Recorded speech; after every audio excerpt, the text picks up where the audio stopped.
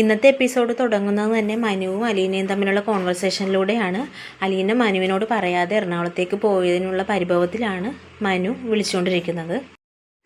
താൻ എറണാകുളത്ത് പോകുന്ന കാര്യം എനിക്കറിയാം, പക്ഷേ എന്നെയും കൂടി കൂടെ കൂട്ടാത്ത എന്താണെന്നാണ് മനു ചോദിക്കുന്നത്. രണ്ടുപേരുടെയും പിണക്കത്തിന് ശേഷം രണ്ടുപേരും സ്നേഹത്തോടെ തന്നെ കോള് കട്ട് ചെയ്യുന്നുണ്ട്.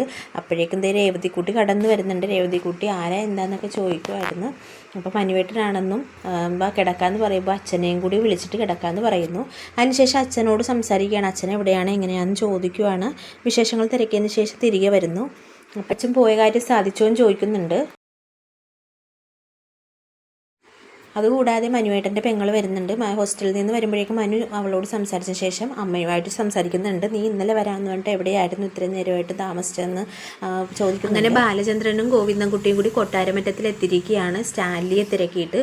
പക്ഷേ അവർ വന്നിട്ട് സ്റ്റാൻലിയെ കാണാൻ സാധിച്ചില്ല. സ്റ്റാൻലി ഒരുപാട് നാളുകൾക്ക് ശേഷം ഇപ്പോൾ കൂത്താട്ടുകുളത്താണ് താമസിക്കുന്നതെന്ന് അറിയാൻ സാധിച്ചു. അങ്ങനെ വീട്ടിൽ സംസാരിച്ചതിന് ശേഷം സ്റ്റാൻലിയെക്കുറിച്ച് അറിഞ്ഞതിന് ശേഷം അവർ അവിടെ നിന്നും തിരിക്കുവാണ് കൂത്താട്ടുകുളത്തേക്ക്. വർഷങ്ങളായിട്ട് ഇപ്പോൾ കൂത്താട്ടുകുളത്താണ് താമസിക്കുന്നതെന്ന് അറിഞ്ഞതിന് ശേഷം അങ്ങോട്ടേക്ക് തിരിക്കുവാണ്. ഇന്നത്തെ എപ്പിസോഡ് ഇതോടുകൂടി അവസാനിച്ചിരിക്കുകയാണ്. ഇഷ്ടമായെങ്കിൽ ഒന്ന് ലൈക്ക് ചെയ്യണം.